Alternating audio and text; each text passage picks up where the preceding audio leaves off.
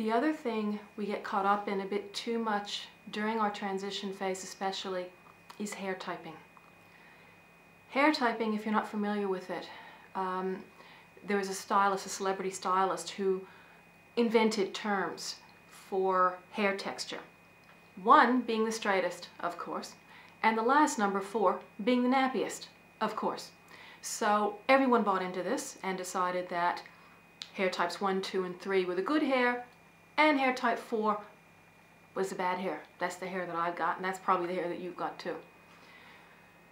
I am not particularly interested in hair typing, and I've got my reasons. One of which is I don't think that it's healthy to buy into the good hair, bad hair thing. We've just come out of that by not relaxing our hair, and I don't think it's a healthy thing to categorize ourselves. Another reason is because everyone's hair is different.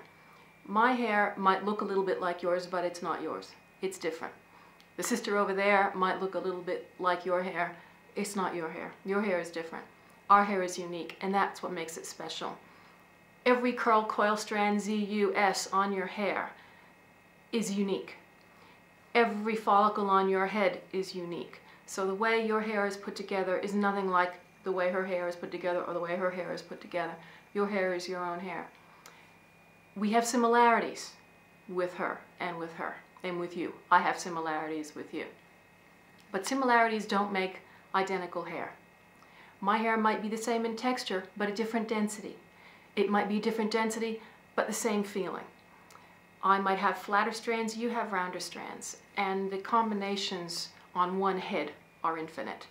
So yes, it's nice to know that, hey, we've got natural hair, it's all Afro type hair, but when it comes down to it, all our hair is unique and individual to us and to you as an individual. So products, when you're looking at products, don't fall into that I want 4A, I want 3C type of thing too much. Love your hair the way it is, work with it, try your products out as you go through your transition and see what works for you. Because what works for you might not work for her, and if you don't try something, you'll never know whether it's going to work for you or not. It's great to have hair twins. It's great to have people to help you with styling, to show you what they can do and you can do on your own hair too.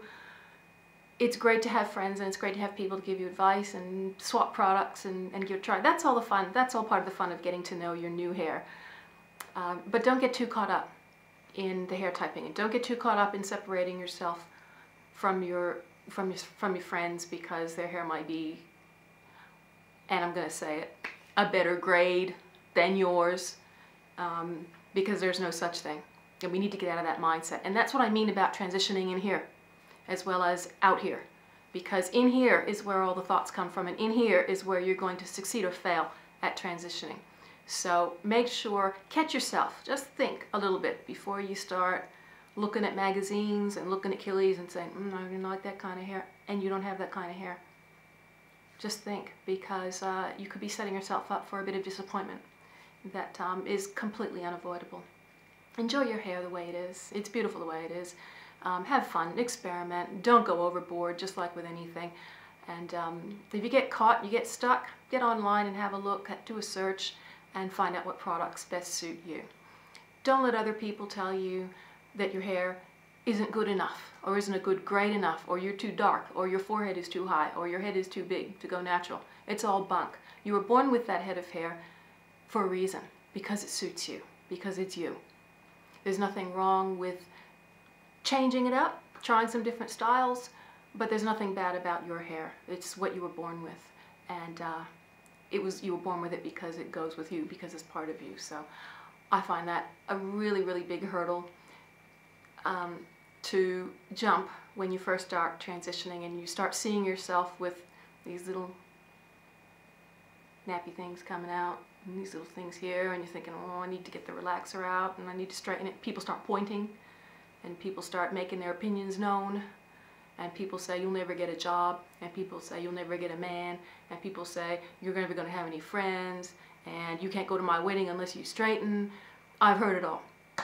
I've heard everything, so nothing you can say is going to changed my opinion, because believe me, after all these years of Nappturality, I've heard everything in the book you can imagine as far as what people say about natural hair, which has made me stronger in my belief.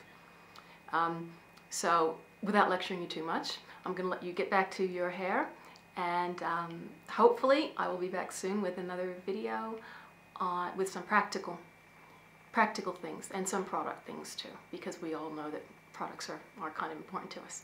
So in the meantime, be good to your hair and be happy about it. Talk to you later. Bye.